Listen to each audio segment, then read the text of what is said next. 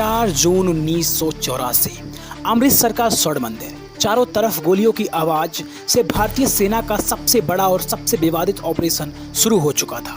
लेकिन सवाल यह है कि आखिर ऐसा क्या हुआ कि भारत सरकार को अपने ही देश के सबसे पवित्र धार्मिक स्थल में सेना भेजनी पड़ी। क्या ऑपरेशन ब्लू स्टार जरूरी था या फिर इसे टाला भी जा सकता था? और इस ऑपरेशन के बाद ऐसा क्या हुआ जिसने पूरे देश को हिला दिया? आज हम जानेंगे ऑपरेशन ब्लू स्टार की पूरी कहानी। लेकिन उससे पहले प्लीज़ आप इस चैनल को सब्सक्राइब कर दो और इस वीडियो को लाइक कर दो और डिस्क्रिप्शन को जरूर से चेक करना, क्योंकि इसी प्रकार से इन्फॉर्मेटिव वीडियो कई वहां पर मैंने सीक्वेंस वाइज अपलोड कर दी है।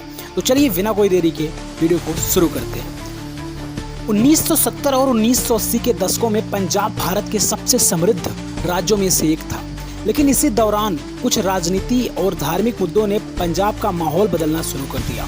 कुछ सिख संगठनों ने आनंदपुर साहिब प्रस्ताव के तहत अधिक स्वायत्तता की मांग की। धीरे धीरे अलगाववादी विचारधारा भी कुछ क्षेत्रों में फैलने लगी। इसी समय एक नाम तेजी से उभरा, जरनैल सिंह भिंडरवाले।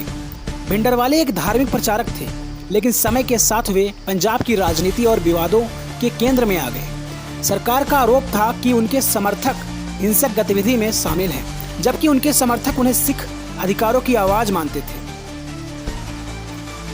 स्वर्ण मंदिर में डेरा। 1983 तक हालत काफी गंभीर हो चुकी थी। भिंडरवाले और उनके समर्थक ने अमृतसर स्थित स्वर्ण मंदिर परिसर में रहना शुरू कर दिया। विशेष रूप से अकाल तख्त को उनका मुख्य केंद्र मानो जाने लगा। सरकारी रिपोर्ट के अनुसार मंदिर परिसर में हथियार जमा किए जा रहे थे।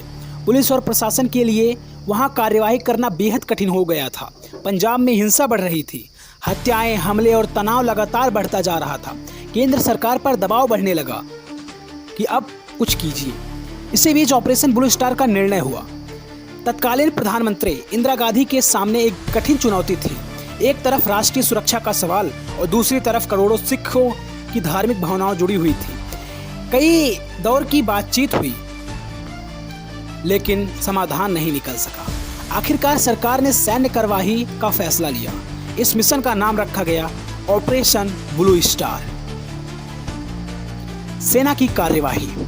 1 जून से 8 जून 1984 के बीच भारतीय सेना स्वर्ण मंदिर परिसर को घेरा लगा लिया।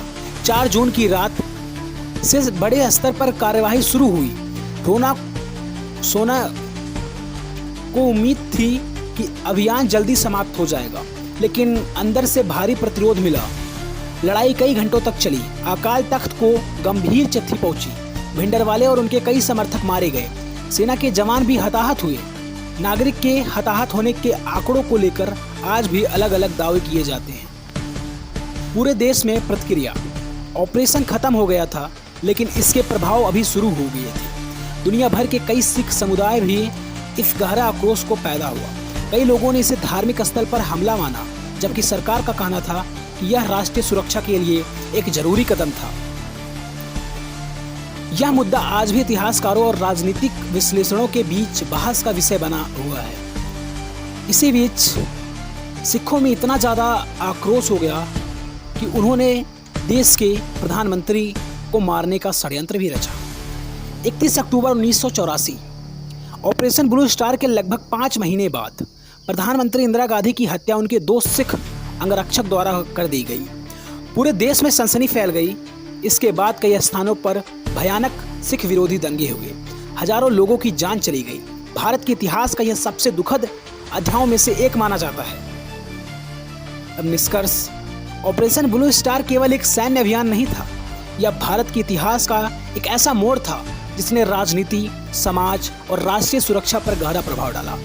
आज भी लोग इस घटना को अलग अलग नज़रिए से देखते हैं। कुछ इसे राष्ट्रीय सुरक्षा के लिए जरूरी कदम मानते हैं, तो कुछ इसे एक ऐसे त्रासदी मानते हैं जिसे रोका जा सकता था। लेकिन एक बात तय है कि 1984 की यह घटना भारत के इतिहास में हमेशा याद की जाएगी। अगर आपको यह डॉक्यूमेंट्री पसंद आई हो तो वीडियो को लाइक करें, चैनल एचडी विद हर्षित को जरूर से जरूर सब्सक्राइब करें और कमेंट जरूर से करें आपको किस टॉपिक पर अनदर वीडियो चाहिए। बस मिलते हैं नेक्स्ट वीडियो में, तब तक के लिए बाय बाय।